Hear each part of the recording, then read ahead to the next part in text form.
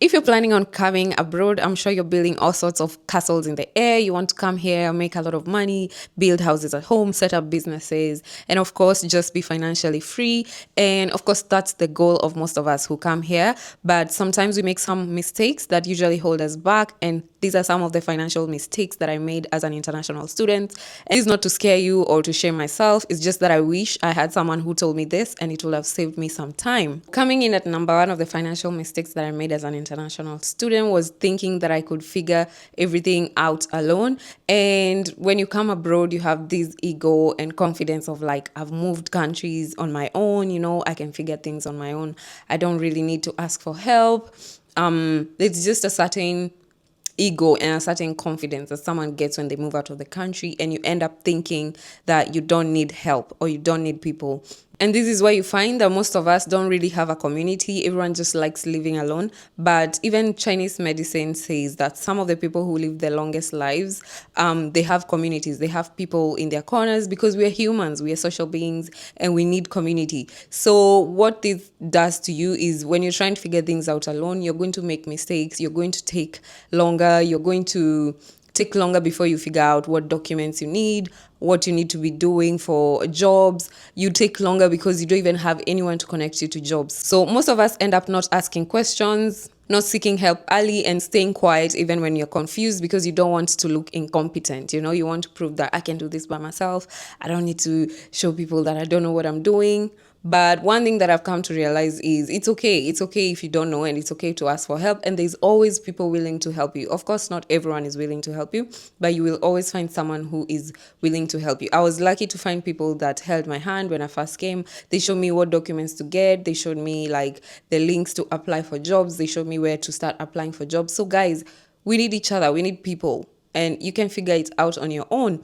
You also need to know like where people are putting their money. You can even talk to people who have like set businesses up here, bought houses, and know how they've done it. But if you just keep to yourself, you are going to take so long before you figure out your investing journey. You're going to take so long before you even figure out your student life journey, if you need to change schools and all that. So guys, make sure you're talking to people, different people, because there's always people who are willing to help. And of course, this is going to save you money and time, and we are trying to save money in this channel. That's the whole point. The other financial mistake that I made was underestimating the emotional cost of moving abroad. Like I said, when you're moving, you're just so happy, you're excited, you're anxious. There's a roller coaster of emotions. And once you get here, actually for me, I got so anxious. I was like, oh my God, now I'm here. I was so excited. Now what?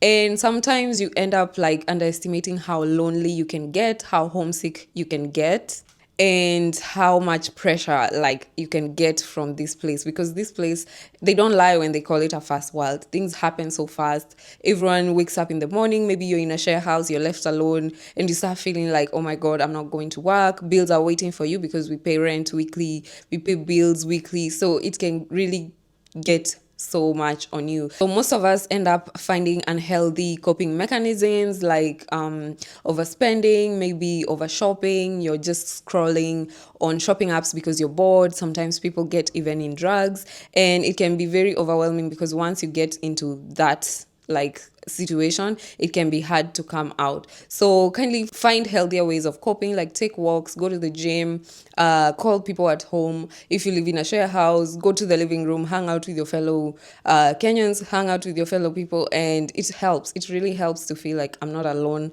figuring this out. And also when you hang out with people, that's when you find opportunities. That's when you know like what people are doing for jobs. But if you end up just staying alone in your room, you are going to feel the pressure, the homesickness, the loneliness, and you might end up coping badly. You might end up overeating fast foods. You'll just end up doing things that are not so healthy for you. And if there's one thing you need to maintain in this country and at all costs, is your health. Because this place, there isn't much help, there isn't much community, so you need to be in your best self.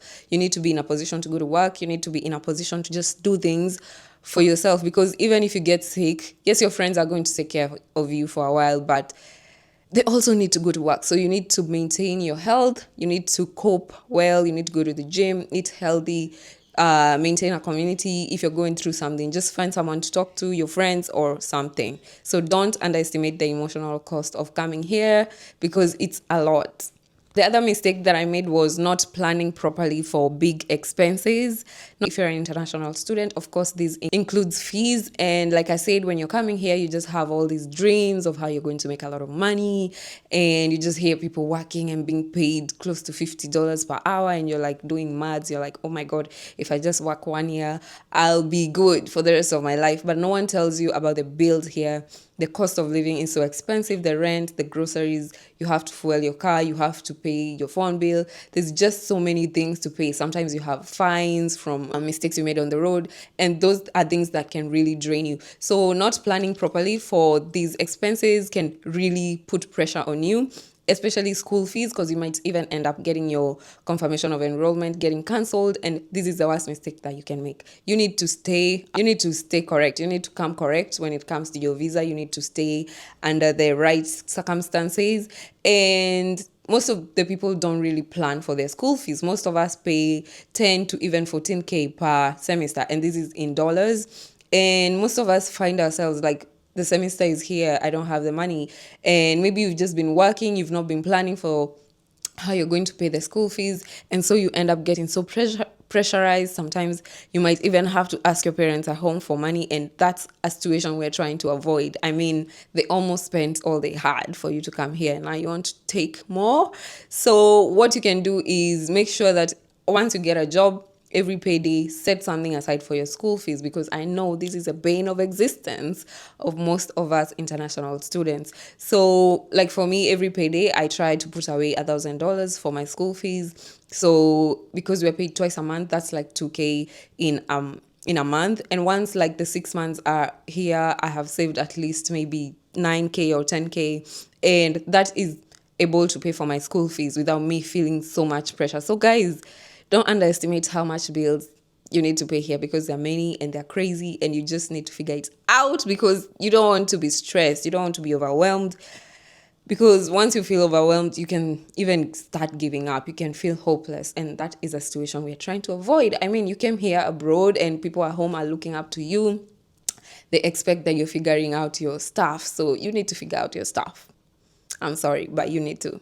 Because most of us make a mistake of just surviving month to month. You're just living paycheck to paycheck. And most of us get excited by that first paycheck. You're like, wow, I'm making this kind of money in a week. And I'm like, I'll be making this kind of money every time.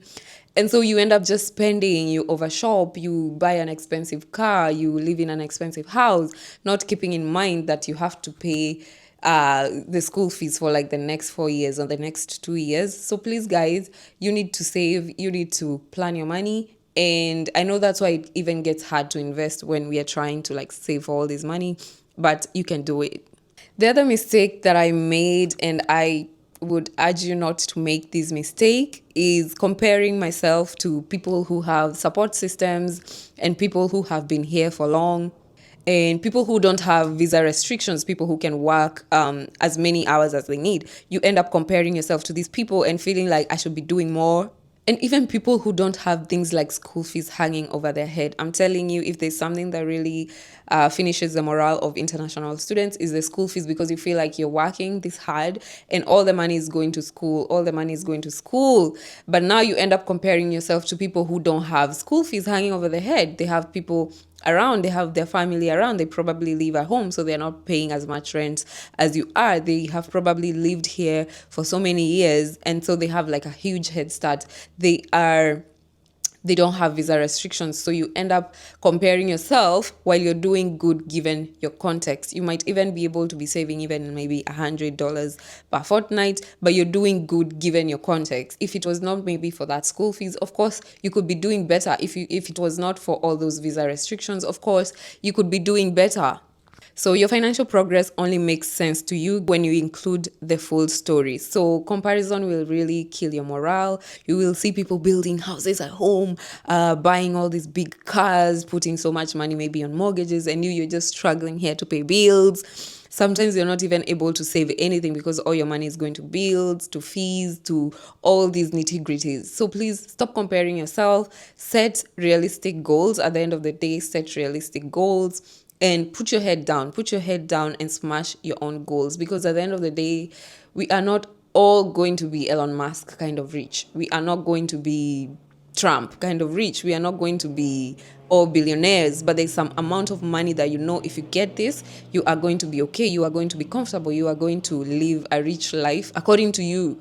So guys, put your head down. Stop comparing yourself to all these people that have a bigger head start than you, and they have better situations. They have family who are supporting them, paying the school fees. You are literally doing everything on your own. So set yourself a goal. Like maybe you're able to set aside $200 per month, or 500, or 1,000, or $50. It just depends on your situation.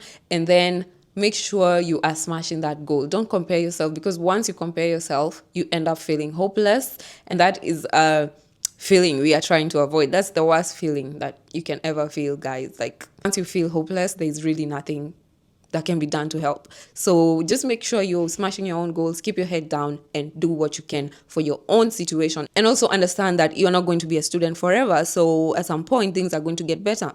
So set systems for you that when that time comes, you are going to now be able to put more money in your investments. Yeah, I think you get my point. The other mistake that I made, and I don't want you to make this mistake, is avoiding my finances when things felt tight. I'm telling you, when you come, yes, you might have a hard time finding a job, but once you find a job and the money starts coming in, and you are struggling even to pay your bills, sometimes you might feel like you need to push away your finances. Just you don't want to deal with investing. You don't want to think about investing. You are going to deal with it later when things are better. So you end up not checking balances. You end up not opening your bills. You end up not paying your debt. You end up delaying important things, even as hospital checkups. You end up delaying upgrading even things that you need to upgrade in your life. You end up even delaying things like investing, and burying your head in the sand is the worst thing you can do, because I always tell you, you cannot be a passive participant in your finances. Like the world revolves around money. It's unfortunate. And so you cannot afford to be a passive participant in your finances. You need to be at the forefront, knowing where's my money going? How much am I getting? How much am I eating out? What am I doing? Do I need to be doing this? But avoidance is usually a survival tactic. I talked about survival mode in your money. Kindly check out that video.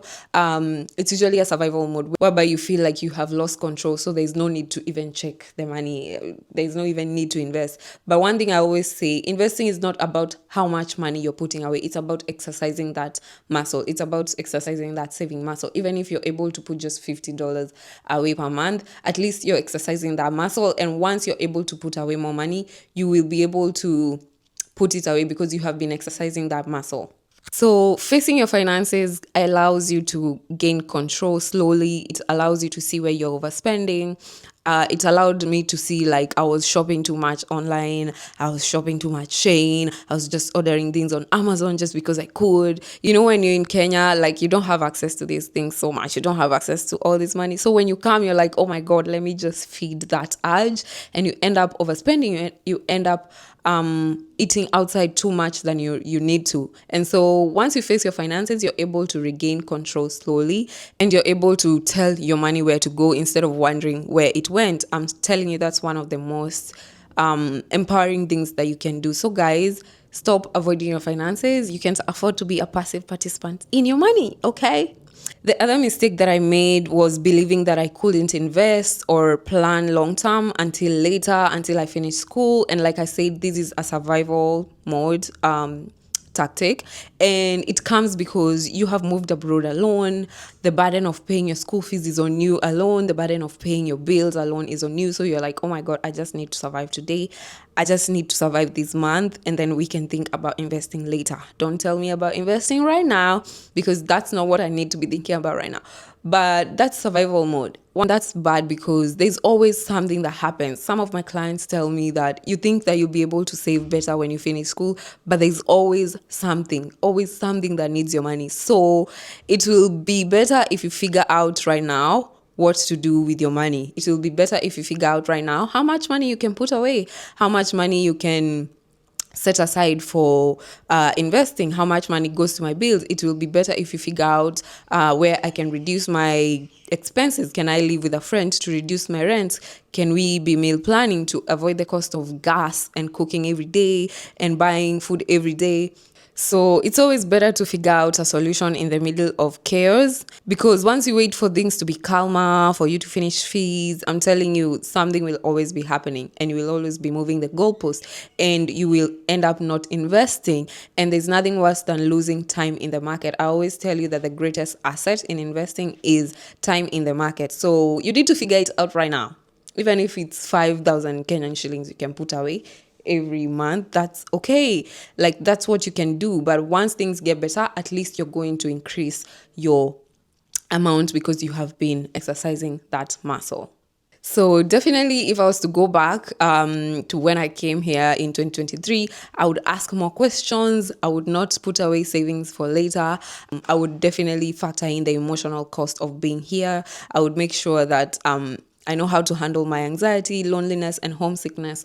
I would like incorporate healthy coping mechanisms in my routine. Earlier, I would listen to people who've been here, because when we come here we're like, wait, me, I'll just do what I know is good for me, and you end up making mistakes. Like for me, I made a mistake of not listening to one of my friends who told me, like, don't get a car immediately, just learn how to drive with like a driving school. And then I didn't listen. I got a car and the next day it got crashed.